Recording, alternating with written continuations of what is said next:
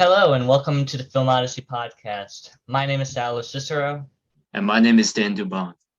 Today we are going to be discussing our thoughts on the Book of Boba Fett, episodes 1 and 3.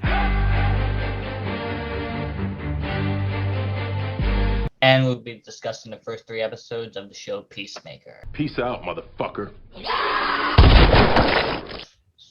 So the first 3 episodes of Book of Boba Fett are already here. Episode 1, I believe, came out like 2 weeks ago about. And about 2 weeks ago. Episode 2 came out last week, and so now we have episode 3 that came out Wednesday.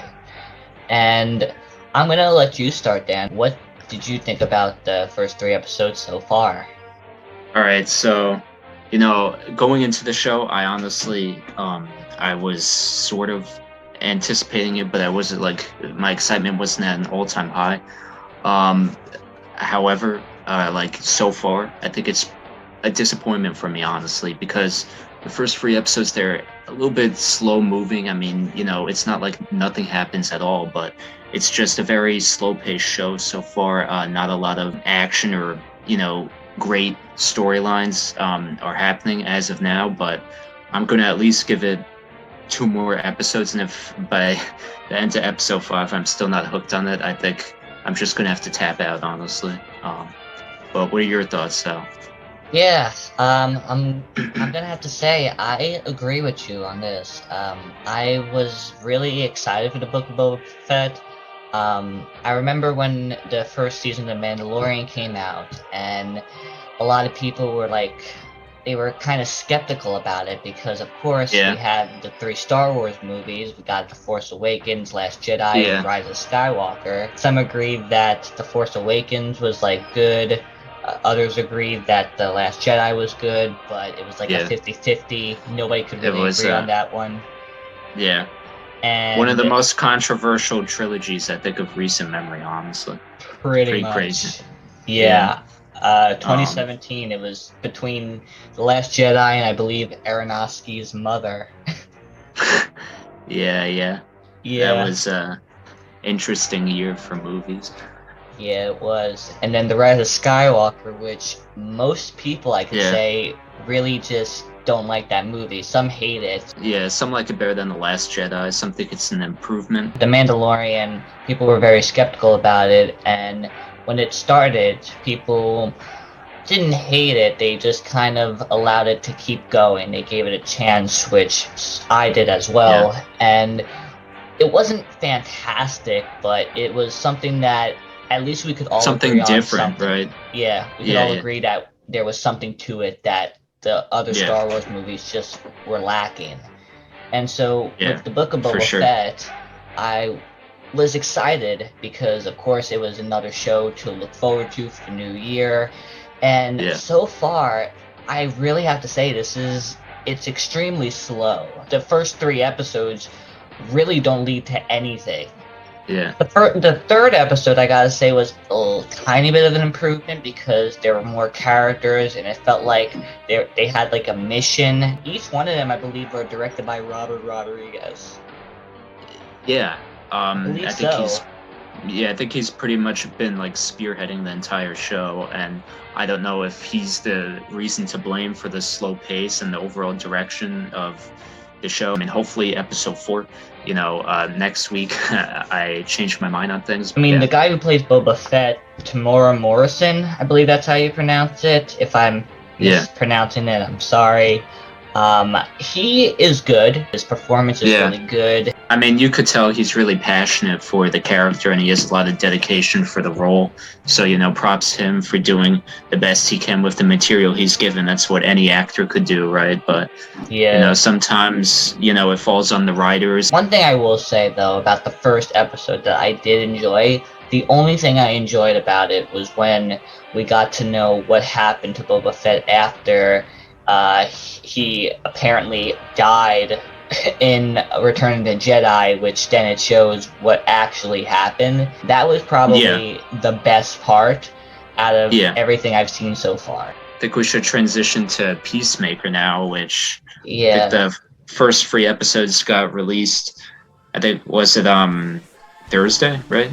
Yeah, the first three Pretty sure. episodes all together got released yesterday, Thursday. All three of them on HBO Max. Now, this show, honestly, it's kind of the same for Boba Fett. I wasn't like it wasn't like my most anticipated show of the year or anything, but I enjoyed the Peacemaker character in the Suicide Squad movie, and I thought John Cena gave probably the best performance of his career in it. So I was excited to see what James Gunn and him would do in this show, and I have to say, after the first 3 episodes, it has me intrigued. I want to see more. Here's what I will say. The Suicide Squad, when I saw the trailer to the Suicide Squad, I definitely was skeptical about it. However, James Gunn was doing the whole thing, directing it, producing it, writing it. He did almost everything, pretty much. It was like his movie. I had hope because I love Guardians of the Galaxy, even Volume 2. Like, some people don't even like Volume 2. I'm a huge fan of Volume 2. I think Volume 2 is underrated, actually. If you watch the first 2 Guardians movies and then you watch the Suicide Squad, it's a very different tone, let's say. That probably has to do with Disney and, Warner Bros. Are 2 completely different studios and all that. But yeah, because because you could tell that for the Suicide Squad, after Disney fired him, of course, Warner Brothers and DC were like, you want to make the Suicide Squad with us? We'll give you everything you need. We'll give you all the creative freedom you need, just as long as you stick with us, as long as you say, yes, you got it. Yeah, exactly. Whatever you need, you got it. Yep. It was like James Gunn Unleashed, right? And exactly. It shows. I wasn't a fan of the Suicide Squad, I'll be honest. There was something that I did like about it. There were some parts that I wasn't a big fan of either, but I think overall, way better than the 2016 David Ayer movie, in my opinion. That's a guilty pleasure for me, the David Ayer one. I know everyone is going to hate me for that. Hate me, do whatever you like, I don't care. The Suicide Squad, I just was disappointed, and I don't exactly know maybe what I was expecting from it. I think it's just the fact that so many critics and people on Twitter and all over the place were like, just going crazy over the movie and we're like saying it's the next best thing since The Dark Knight. Getting back to the Peacemaker show, what were your thoughts? The first 2 episodes I did not like. The humor, some of it was good, some of the other humor just was trying too hard. I think John Cena was good though. I think he still shows... I think he's carrying the whole show on his back. Exactly. I think he still does a great job at the character. Just the stupidity, yet the whole thing of him being like a deranged Captain America, like it works. What I really liked about the first 3 episodes was, I think, right after the Suicide Squad, because, spoiler alert if you haven't seen the movie by now, but, Peacemaker kills Rick Flag in the movie, and I think a lot of people were concerned. They're like, well, how can you do a show? How can you expect us to care about this character after he kills, I would say a beloved member of the original Suicide Squad team in that movie? And to the show's credit, in the first 3 episodes, it really breaks down what the character of Peacemaker thinks about himself, what other people think of him. He basically thinks of himself as a loser, and he has to put on this facade, right, to, I guess, impress other people. And that's one aspect I really liked so far. Yeah. Like I said, the first 2, in my opinion, just were not good. But by the 3rd episode, I liked it a lot because it set up a story.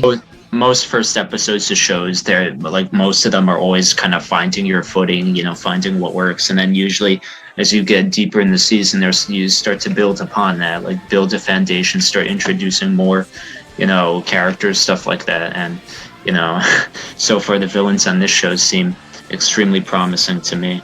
A lot of people are even saying, could this be the best DC show ever? I don't think there's enough DC shows that have been released, except for CW crap, that, is on. Yeah, there's also Doom Patrol, but I personally have never watched it or cared for it, so, there's Gotham, but, that was really, I consider it a Fox. DC it was show.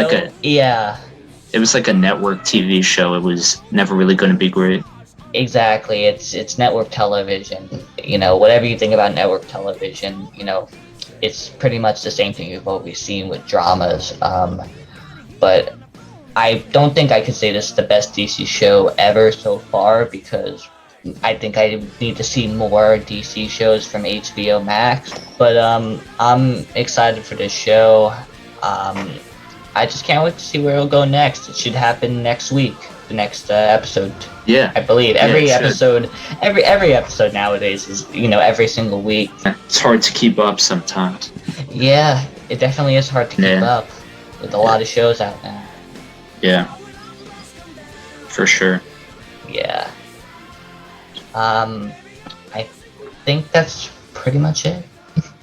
Yeah, I think that's about it for this time. I enjoyed discussing this with you and all that. Yeah, same here, man. Yeah. I enjoyed discussing this with you as well. I mean, There'll be hopefully we'll be back next week to discuss, our evolving thoughts on both of these shows and more. Yeah. This is the first episode, and there'll be more episodes to come. Yeah. Anyways, thank you so much for watching. Follow us on our website. If you want to read any reviews or get any thoughts on certain films or recommendations. Talk about a lot of film content on there. So yeah, if you need any recommendations for movies or TV shows, or just want a discussion topic, we have it on the website. We don't talk about it, but we definitely write about it, and I think you might like some of the things we have. But yeah, I mean, 2022 is looking strong. So yeah, really strong. Stay tuned for more, and hopefully we'll talk again soon. Yeah.